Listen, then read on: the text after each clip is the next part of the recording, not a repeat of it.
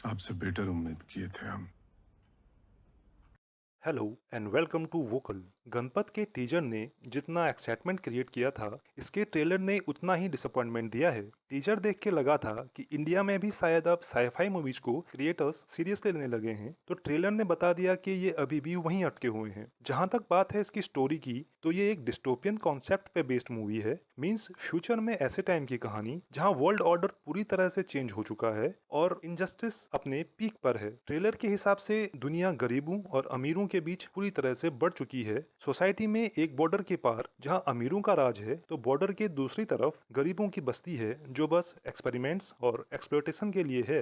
Poor society में जहां basic needs का भी पूरा होना मुश्किल है, तो वहीं ये लोग रिचेस के एक्सप्लॉयटेशन से भी परेशान हैं। As per the Bollywood law, poor society में तभी जन्म होता है मूवी के हीरो गुड्डू यानी टाइगर श्रॉफ का। ये एक चुलबुला, हीरोइक और बॉडी वूडी वाला करेक्टर है जो कि पुअर सोसाइटी के लोगों के आंखों का तारा है। यहाँ लोगों के पास बेसिक नीड पूरे करने के लिए खाना पानी भी नहीं है। वही न जाने क्यों ये भाई साहब प्यार मोहब्बत और नाच गाने में मशगूल हैं। इसी सोसाइटी में अमिताभ बच्चन जी भी हैं, जिन्होंने गुरु बनने का मास्टर कोर्स कर लिया है। अब वो यहाँ भी यूथ को अपने हक के लिए लड़ाने के लिए ट्रेनिंग दे रहे हैं और स्ट्रीट फाइट ऑर्गेनाइज करवाते हैं। और उनका favourite student as usual Guddu भैया है। वहीं रिच सोसाइटी का जो मेन विलन है, वो वेरियस साइंटिफिक एक्सपेरिमेंट करता रहता है, बट इनका पहला एक्सपेरिमेंट पुअर सोसाइटी पर ही किया जाता है।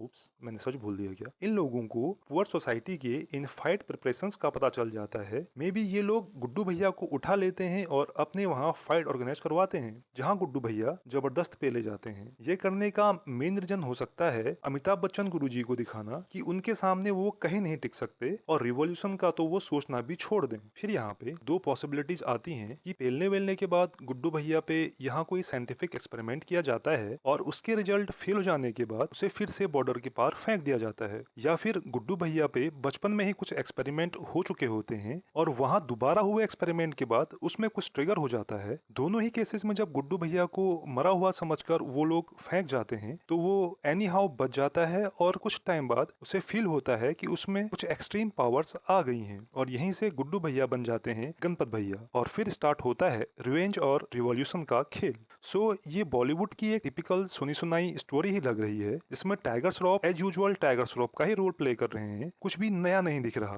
ही is a person with good physique and amazing action capabilities, but acting में अभी भी बहुत काम बाकी है। ट्रेलर में सीजीआई और वीएफएक्स भी बिलो एवरेज ही लग रहा है। लगभग 200 करोड़ का बजट बताया जा रहा है मूवी का, बट फाइट सीक्वेंस में ऑडियंस दिखाने और ब्लास्ट सीन्स में जो सीजीआई किया गया है, उसे देखकर समझ नहीं आ रहा कि ये पैसे खर्च कहाँ हुए हैं। ओवरऑल ट्रेलर ने उम्मीद तो कम ही कर दी है। लेट्स सी मूवी क्या गुल खिलाती है। सो ये थे मेरे कुछ थॉट्स इस ट्रेलर के बारे में। What do you think about it? Please comment down. See you soon in next video. Till then, walk out.